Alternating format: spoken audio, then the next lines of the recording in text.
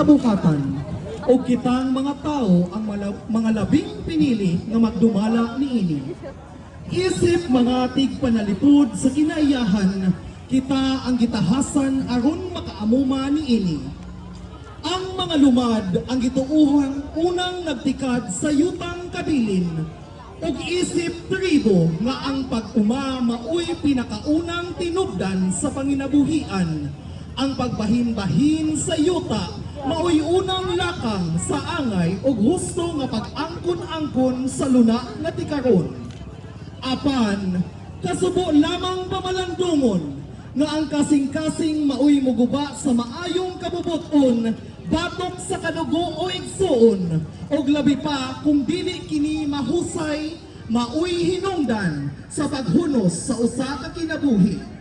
Tungod sa kasina nga ang igsuon adunay mas dakong ani, maoy nagtukmod sa usa ka mag-uuma sa pagbuhat sa pagpanikas batok sa kamatuoran ug sa saktong utlanan.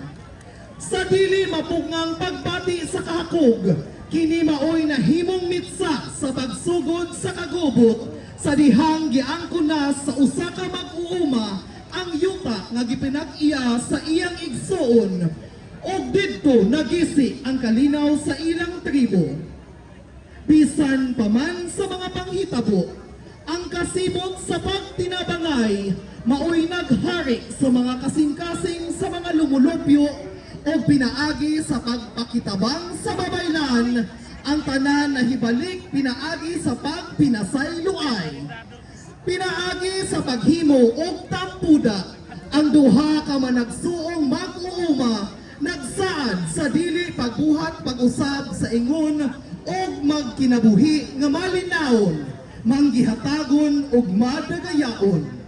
Og dito nahuman ang kagubot, ug sa panahon nga sila nag-ani, ang gasa nagikan sa magbabadya, maoy naghatag kanila og daghang panalangin, ug sila gibansagang humayanon. Angay natong ampingan ang kinaiyahan para sa malambuong San Miguel. Salamat magpabaya. Ang mga kaigsunan, saksihan ta ang pasundaya gikan sa Barangay Libasod, ang hukpong sa mga mag-uuma.